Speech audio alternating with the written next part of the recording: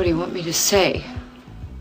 I want you to tell him that you're available whenever he wants.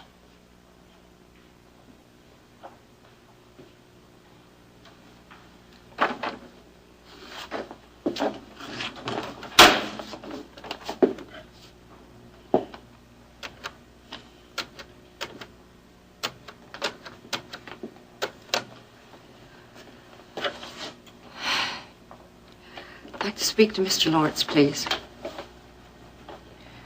Mr. Lawrence, Paige Carrington. That's right.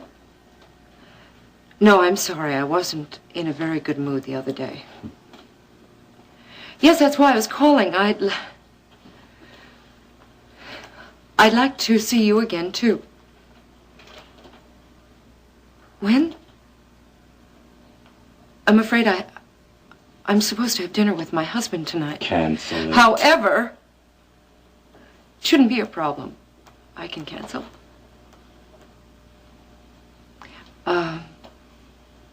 This evening's fine. I'm looking forward to seeing you too.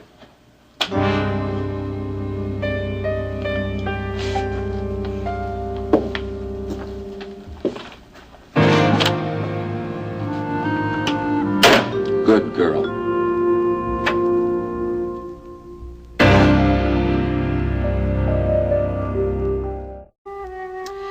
And these go in the file.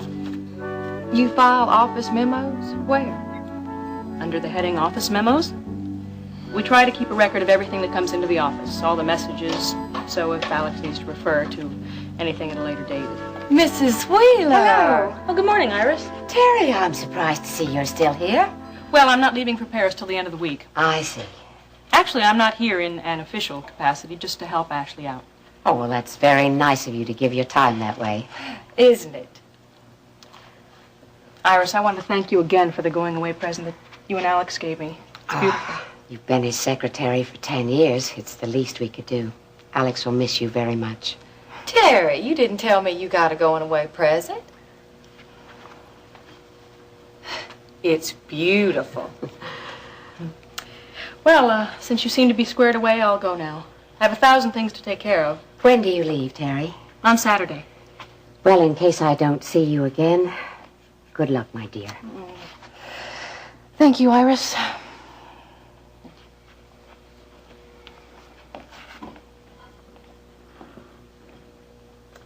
Now, why do I get the feeling that there is no love lost between you and Terry? Terry doesn't like me. Never has. As a matter of fact, if she'd had her way, I wouldn't have this job here right now. Well, she didn't have her way, did she? No, she didn't. You said you had a favor to ask of me, Mrs. Wheeler. That's right. Concerning your daughter-in-law, Paige. I must have a little confidential talk with you, Ashley.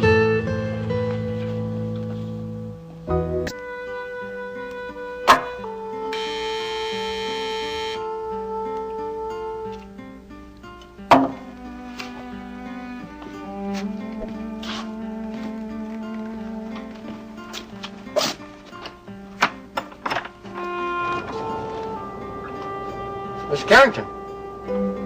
Hello, Billy Joe. May I come in? Yeah, sure. Make yourself at home. Can I get you a sandwich? No, thanks. I won't take much of your time. Time's what I got plenty of now that I'm off work. You must be surprised to see me. Yeah, as a matter of fact, I am. Last time we talked, it wasn't exactly no tea party. Perhaps I was a little harsh when we spoke. Your quitting without notice came at a very bad time. Well, yeah, I can understand that. You know, everybody's got their bad days. I'm sorry about that. Sorry about a lot of things lately. Hey, what's the matter? I'm fine. Fine. Here, you better sit down, huh? Thank you.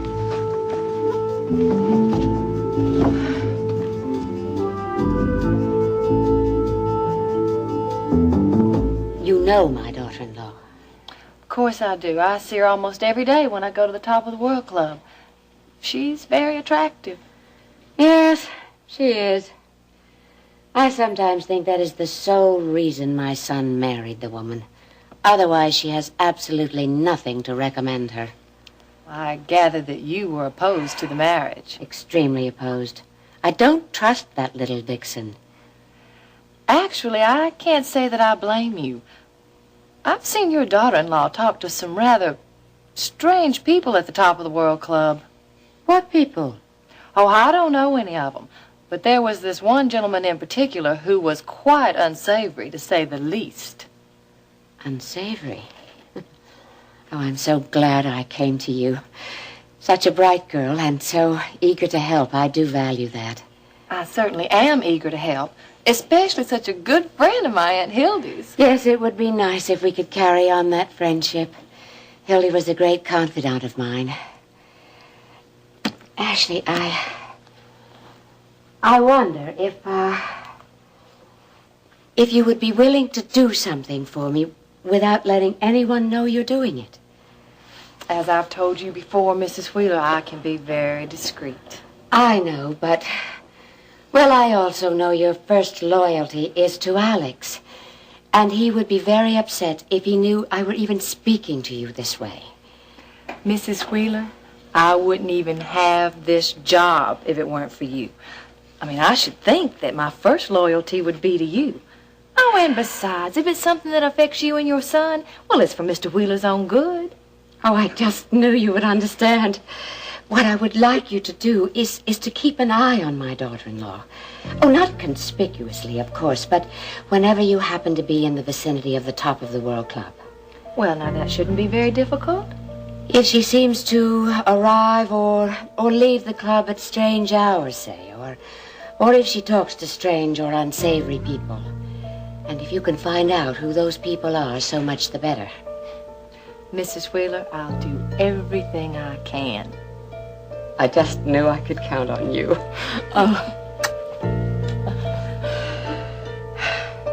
Hey, is there anything I can get you? Coffee maybe, or tea, or... No, thank you. I'm fine. It's no problem. At least I don't think it's no problem. Seafood's my wife's territory around here. Is Nita here now? No, she's over at, working over at Maggie Decker's restaurant. Do you know Maggie's place? Oh, sure. Well, yeah, of course you would. I mean, the Deckers grew up on your ranch, didn't they? If there's anything I can do for you... Actually, I just stopped by to say hello. Billy Joe, I realized we were neighbors. Well, yeah, how about that? You and me both here at the Aquarius, huh? And I also wanted to thank you for bringing over the papers the other evening.